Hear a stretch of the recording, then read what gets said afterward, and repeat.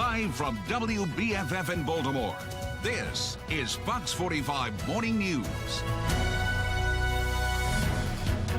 Alrighty, good morning to you. Look at that sky out there. We are off to a good start here on this Sunday, March 12th. I'm Taylor Stewart. Thanks for being with us. And we're springing forward right into your forecast. Meteorologist Amy Aronson with the update for us. Yeah, we are tracking a new weather maker today, so not exactly looking or feeling like spring. We've got this moisture moving in from the west, slow to arrive, and it looks like it's all snow right now. But don't worry, as it heads our way, it's going to encounter some above freezing temperatures, and that's going to allow it to change over to rain. So it's going to be a chilly rain that unfolds later today. Right now, we are seeing our numbers climb above freezing, just by a little bit. Still very chilly out there with temperatures hanging out in the mid-30s. As you plan out the rest of your day, it's looking cloudy. We will be seeing some showers by the afternoon, and it's a cold rain that unfolds with temperatures stuck in the low to mid-40s today. Now, coming up in 10 minutes, I do have an updated look at the timeline of the rain, and I'll let you know exactly when it's going to wrap up. Taylor? More troubles for Baltimore City schools as Maryland's report card paints a bleak picture of education here in the city. Baltimore students already struggling in math, as evidenced by the recent Project Baltimore report. As Maxine Stryker reports, some are asking what it will take to see some change in the classroom. It's another shocking failure of Baltimore City schools. The Maryland Department of Education report card finding Baltimore had more low-rated schools than any other district, with just one 5-star school and 29 one-star schools, the lowest possible grade. We need more options. Kids in Baltimore City need more options. They quite frankly deserve it. We're losing too many students physically and mentally. In a statement, City Schools CEO Sonia Santelises said in part, while the immediate results are not surprising, we strongly believe that we have strategies that over time will lead to enhanced student achievement. Baltimore City Mayor Brandon Scott making a similar remark last month that such poor results were to be expected when asked about another failure in Baltimore City schools. We knew that this would happen. State test scores revealing 23 Baltimore City schools had 0 students proficient in math. The failure here is not our students. The failure here is our school administration. Carl Stokes, a former Baltimore City council member, says just because they could predict bad results doesn't make it acceptable. This is people who are not doing their jobs. I don't think are capable of doing their jobs. I think they're incompetent. I think they're more than incompetent, to be frank with you. And now he says someone must be held accountable. First, we must clean house at headquarters. Eurypsy Morgan, former candidate for Congress and spokesperson for the group Peace, agrees. Everybody in the school system, particularly the CEO, needs to be held accountable for this. She says it's time everyone, including our elected leaders, step up and stop turning a blind eye when children's futures are at stake. What needs to happen is a top-down audit of every single school in Baltimore City. Now, our Project Baltimore team has done some extensive reporting into the failures within city schools. You can find their reports on our website, foxbaltimore.com/Project Baltimore. In a city in crisis, violence continues to hit the streets of the city. Now, the latest, a shooting along Brighton Street, right next to Gwynn Falls Park in southwest Baltimore. When police arrived, they found someone suffering from multiple gunshot wounds. He was then taken to the hospital. Then, not long after, a different victim walked into the hospital seeking medical assistance for a gunshot wound. His injuries are not life-threatening.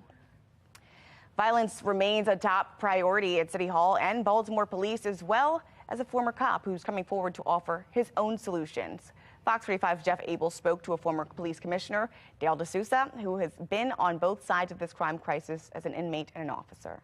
4 months after he was named commissioner, D'Souza was named in a federal complaint, accusing him of failing to file tax returns. He served 10 months in a federal prison. And I taught a class there, and part of that class was trying to figure out what the next steps are for them.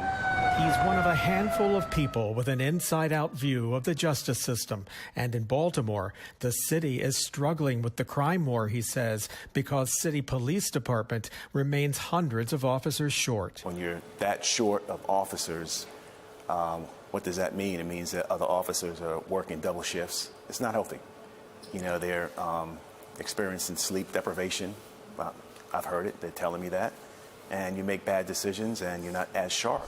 In the long term, D'Souza says the city should reevaluate its hiring process, but immediately. This is all hands on deck. I mean, I think at this point, the community is really frustrated, and you just got to have a real heart-to-heart conversation with officers who typically do some administrative stuff. They're great people, but at this point, it's like everybody, like all hands on deck. D'Souza commends the city's compliance with the consent decree, but in order for the violence to stop, conversations, he insists, must begin. I think the biggest thing is that's missing is having a conversation with a group of young men or young women that need guidance. And guidance is what he offered to a group of graduates in Bolton Hill. Many of them also served time. Now they're hitting the workforce. Whatever you need from me, consider it done. So congratulations to y'all. Yes. Now, D'Souza mentioned the struggles within the Baltimore Police Department as having hiring and retaining officers is a very difficult issue. Now, at last check, Baltimore City just had over 2,100 officers. They lost about 8% of their force last year. Police hired over 100 new recruits, but lost 277 last year. The department is trying to sweeten the pot for potential recruits by offering higher wages and signing bonuses. Mayor Scott's pick for the city administrator rejected by city council. Why he feels the decision was political and his office next move to respond. And we're off to a chilly start this morning, but we're still dry. The rain shower is moving in this afternoon and actually kicking off a brand new work week. I'll let you know exactly how long the rain sticks around and what it means for our temperatures this week in a couple of minutes. It's 10:36. You're watching Fox 45 Morning News.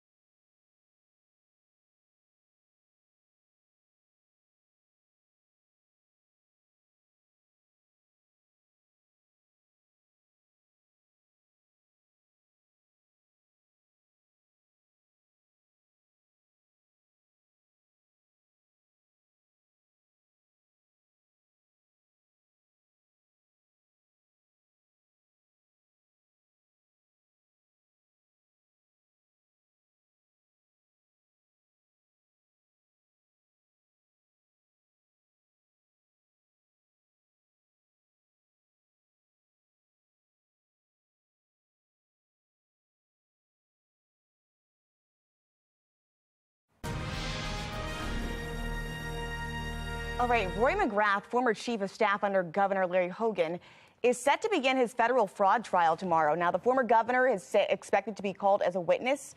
McGrath faces 8 counts, including wire fraud, embezzlement, and altering federal documents.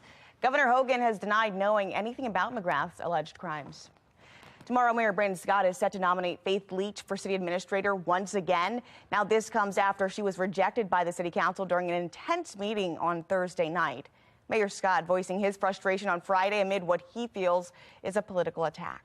Trust me, Baltimore, we are better with Faith Leach as our city administrator. Happened last night in the committee is not how we solve the problems we have in recruiting talented people to serve the people of Baltimore.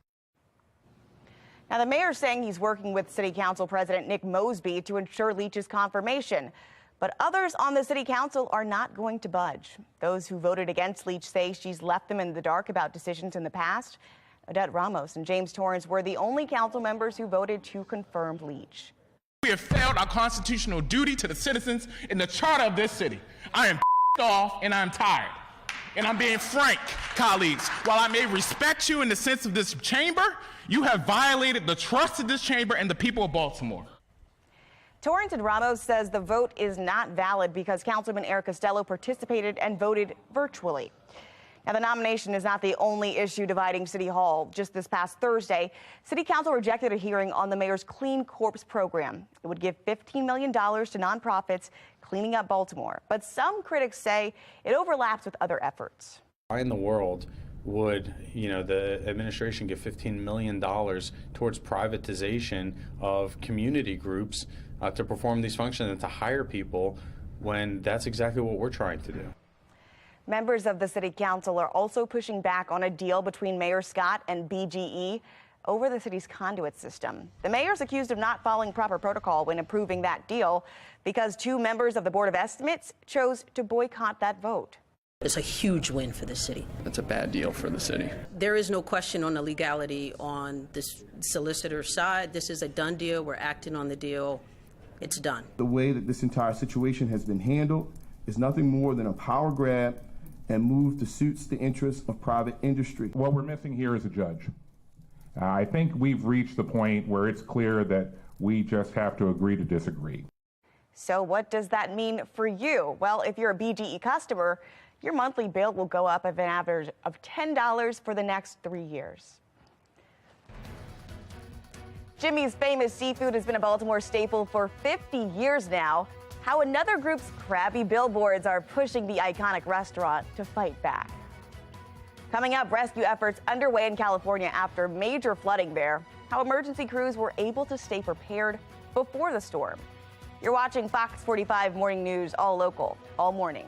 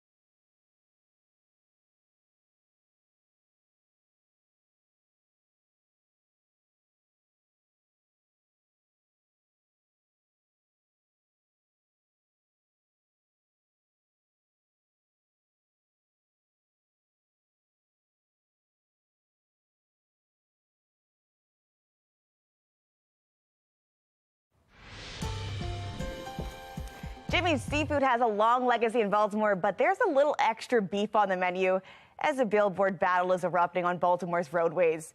Now, PETA has been looking to put them out of business for some time now, even bringing religion into this fight. Vincent Hill spoke to one of the owners of Jimmy's who's turning up the heat and firing back. Hi, guys. Inside Jimmy's Famous Seafood. About $3.80 tonight. The kitchen is busy filling hundreds of orders. cake platters, one covered in imperial glaze, a couple of soft shell fried crabs. I've gone to a couple other places. Nobody does them like Jimmy's. Nobody. Absolutely delicious. Their food is serious, especially the seafood. They don't play. People from near and far waiting hours for a plate of what they call some of the best crab cakes in the world. Oh, I love the Krabby Fries and the crab dip. Do Maryland obviously when they're in season, but for right now to keep the doors open and everybody happy, we get them from Louisiana. Tony Menendakis is one of the owners of Jimmy's. It's a blue crab, very tasty. He's been in a fierce food fight with one of his biggest competitors. They have a tendency to make food taste what it's not, right? They try to make vegetables look and eat like seafood. That competitor says Jimmy's food choices are not only unhealthy, they say it's also cruel. Their argument for us is to get some fake meat, I guess, options on our menu. But it's not a rival restaurant making those claims. Behind. It's PETA, suggesting menu items from fish-free fillets to mock lobster and no crab cakes. This issue with PETA has been going on for roughly 4 or 5 years. PETA even putting up this billboard just a block away from Jimmy's and taking a jab at religion in the Lenten season. You're technically allowed to eat seafood during Lent. And it's not the first time PETA has put up a billboard in protest. Yep. Tony and his team firing back with their own billboards. And then once we saw the press release come out and we saw that it was actually directed to us, I think that's what my team enjoyed the most about coming up with the comeback. Tony says business hasn't slowed down for Jimmy's famous seafood. Lump crab meat, it's just succulent. Thank you, Charlie. And he has a message to PETA of his own. If you want to eat vegetables, to each their own. Stop trying to force it down people's throats, right?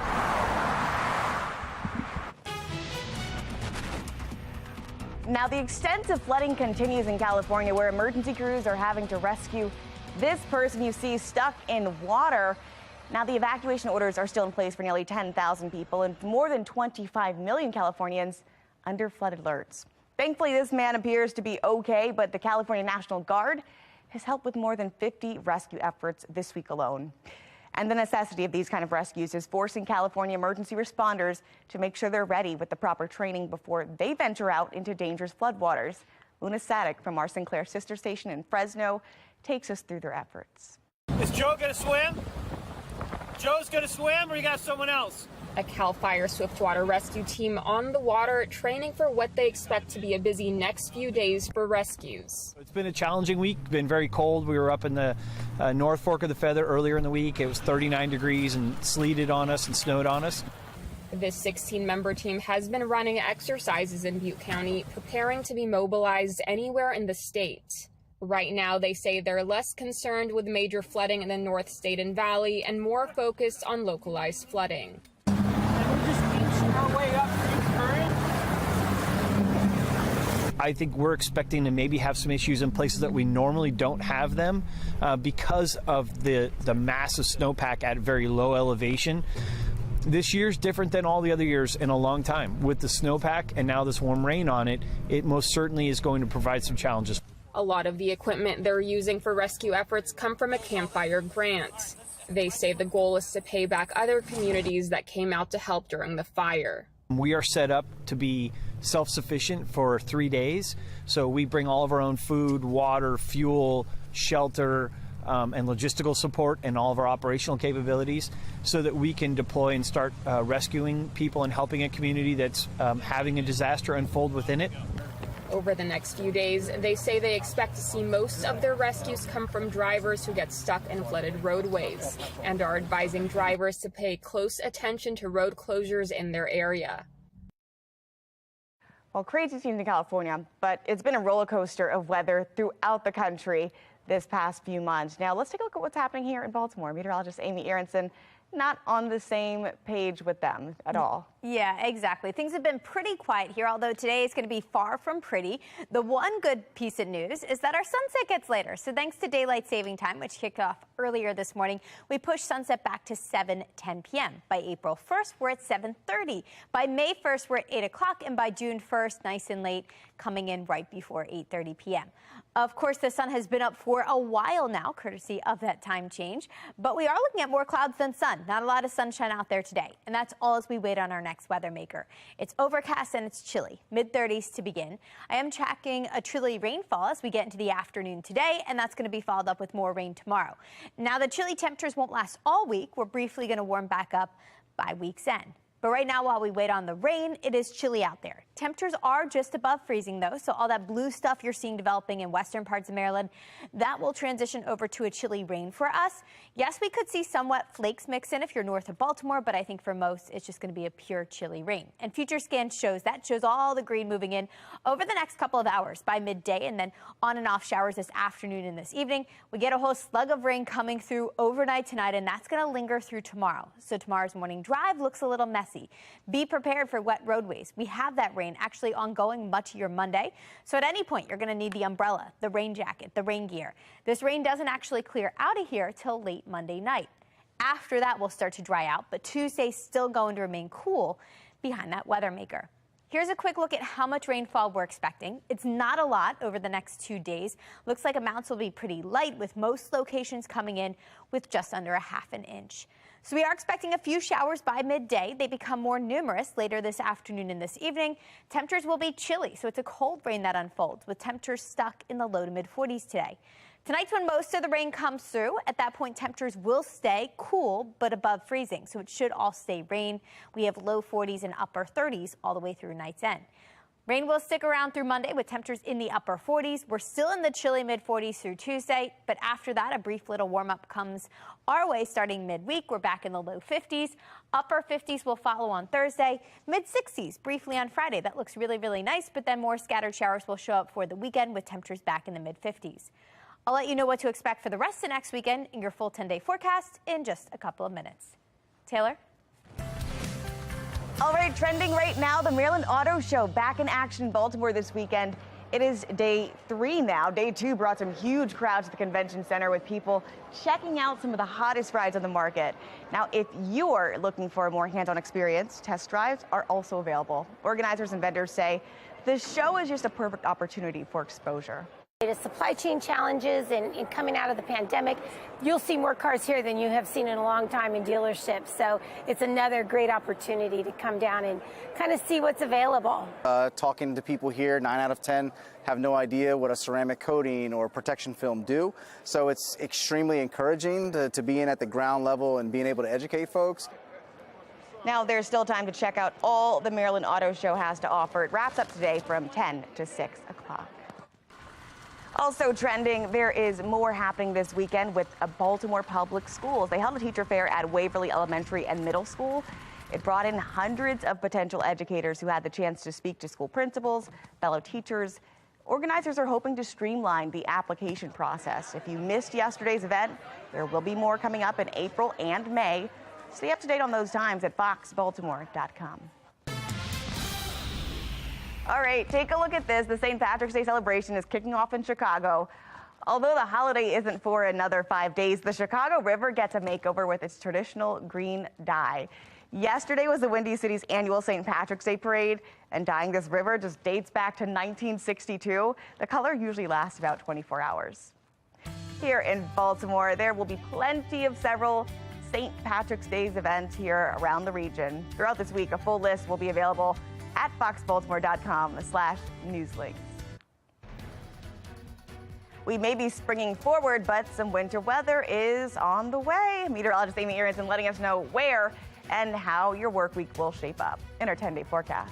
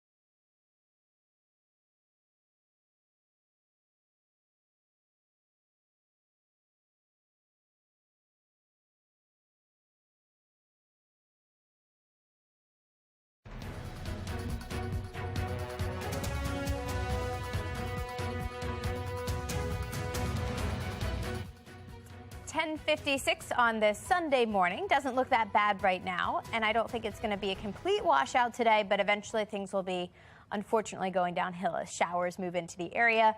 A chilly rid unfolds later this afternoon with highs only in the mid-40s. Most of the rain comes through tonight into tomorrow, so tomorrow morning is going to be tough for a lot of folks with the time change, getting up for work and school and dealing with the rain in the morning. Plus, it's going to be dark a little longer. Now, the benefit is we will have some pretty late sunsets, so sunsets will be getting later with each passing day, and that's eventually going to help us out temperature-wise with more sunlight in the evenings. But mid-40s will stick around through Tuesday, so it's still going to feel kind of wintry through Tuesday, but after that, we are warming back up. The 50s are back. Upper 50s by Thursday. I think the pick of the week is definitely Friday for St. Patrick's Day. Going to be nice for any outdoor celebrations with temperatures briefly back in the mid-60s. Unfortunately, it doesn't last long. Temperatures will be coming right back down next weekend. We are settling back into the mid-50s with some showers next Saturday. Low 50s next Sunday, and it looks like next week temperatures are trending back in the mid and upper 50s. But lots of rain coming our way over the next few days. Feels like spring. We can keep hoping, right? Yep, spring showers bring Mayflowers. Hopefully. So, all right. Have a great day here. Enjoy your Sunday.